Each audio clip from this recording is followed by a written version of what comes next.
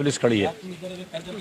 कितना डंडा बरसाया है, सुबह से कितना मारा है लोगों को, और टोपी वाला तो कोई छोड़ा ही नहीं है। क्या कोई एक्शन लेंगे इस पे? कोई शिकायत करने जाएंगे, किसी से बात करेंगे आप? अरे मुर्गी डकैती बकरी डकैती में बंद हैं हम। किताब डकैत, फर्नीचर डकैत, भैंस डकैत। मंत्री रहते हमने, हमारी पत्नी ने, हमारे बच्चे ने शराब की दुकान लूटी है, 16,900 रुपया गले से लूटा है। हम कैसे विरोध कर सकते हैं? हमें कहाँ से अधिकार हो गया विरोध करने का? हम खड़े हैं आपके सामने, हमें हिंदुस्तानी आप मान लें, यही बहुत हमारा सौभाग्य होगा। इलेक्शन कमीशन तो जाएंगे ना अपनी शिकायत को क्या लेकर? करेंगे जाकर? कौन सी ऑर्गेनाइजेशन ऐसी हिंदुस्तान की जो स्वतंत्र है? कौन सी है? आप ही बता दीजिए। मैं कहाँ आरोप लगा रहा हूँ? मैं तो सच कह रहा हूँ। आरोप लगाऊंगा तो एक आरोप का मुकदमा कायम हो जाएगा। आजम साहब, हमने देखा था जिस भी रैली में आप जाते थे तो आप वहाँ मन से ये कहते थे कि पुलिस रोक रही है, तो जो चीजें वहाँ पर हो रही थी अब आज मतदान के दिन भी ऐसा हो रहा है। आपको दिख रहा है? आपको नहीं दिख रहा? कभी तो सच बोल दो भाई। तभी इस्तेमाल करने आए थे, इसलिए लंबी लाइनें थी। आज मायूस हैं लोग और आतंकित हैं, डंडे से पीटे जा रहे हैं। कभी सुना है महिलाएं भी बंद हों थानों में? महिलाएं बंद हैं थाने। आप जाकर थानों की हालत देखिए ना, कितने लोग बंद हैं थानों में। आप जाकर देखिए, अभी जहां खड़े थे आप, जिस मोहल्ले से सारे वोटर आना थे उसके नाके पर कितनी पुलिस लगी है? 50-60 गाड़ियां पुलिस की लगी हुई है।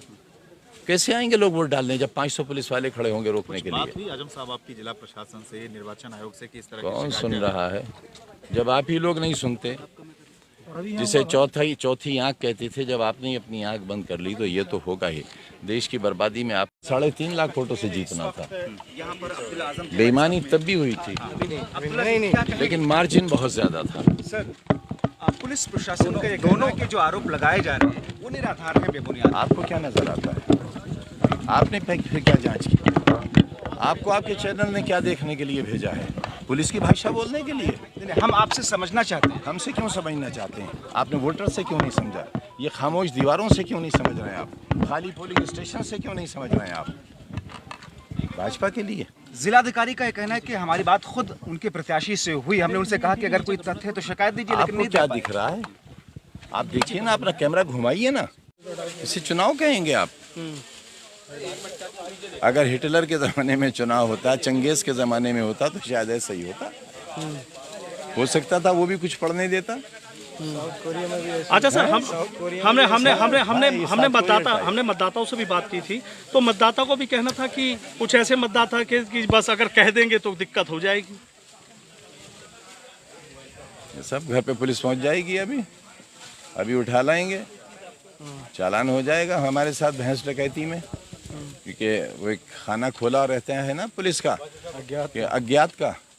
अज्ञात में बकरी, मुर्गी, भैंस, किताब, फर्नीचर डकैती में उनके भी नाम बढ़ा दिए जाएंगे। अभी आखिरी नाम जो हमारा बढ़ा था, जिसके इसमें 2.5 साल बाद सुप्रीम कोर्ट ने उसी का तो संज्ञान लिया और बुरा माना। उसी पर तो मजिस्ट्रेट लेवल की बेल हमें सुप्रीम कोर्ट ने दी। संविधान का पहली बार किसी को हक मिला तो मुझे मिला। आज़ाद हिंदुस्तान में पहली बार मजिस्ट्रेट बेल सुप्रीम कोर्ट ने मुझे दी। लेकिन जो आप एक आरोप लगाते हैं, जो ज्यादतियां हुई यहाँ के लोगों आरोप कहाँ है? आपके कैमरे ने तो दिखाया है, सिर्फ आपके। अच्छा, तो आरोप कहाँ है? आप तो खुद दिखा चुके, अब आप अपनी बात को कैसे गलत कहेंगे? बहुत बहुत शुक्रिया। क्या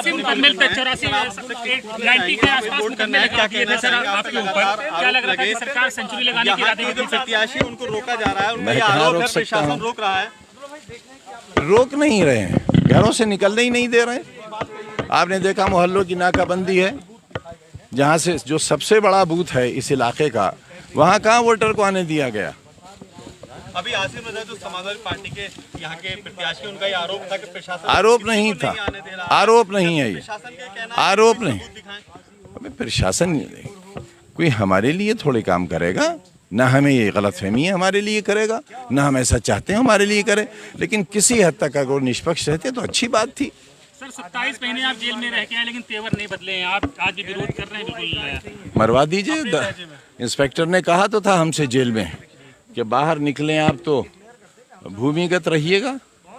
हमने पूछा क्यों? बोले इसलिए कि आप पर बहुत मुकदमे हैं, आपका एनकाउंटर भी हो सकता है। तो क्या होगा? मुन्ना डरते क्यों नहीं सर? डर क्यों नहीं लगता आजम खान को? पहले ही से मरा, इतने मुकदमों के बाद तो कोई भी डर जाएगा सर। पहले ही से अपने को मरा हुआ तय कर लिया है, तो फिर क्या डरेंगे? जिंदा लाश हैं हम। अच्छा, क्या लग रहा है, क्या लग इसे रहा है आप जिंदगी कहते हैं, परिणाम आएगा? इसे आप जीवन कहते हैं, जो हमने गुजारा है, जो हम गुजारते हैं। जितने अपमान से हम रहते हैं अपने ही वतन में, जितनी जिल्लत और घृणा से रहते हैं, जितनी घृणा हमसे की जाती है। टाइगर ऐसी बातें कैसे कर सकता है सर? 3 दिन बाद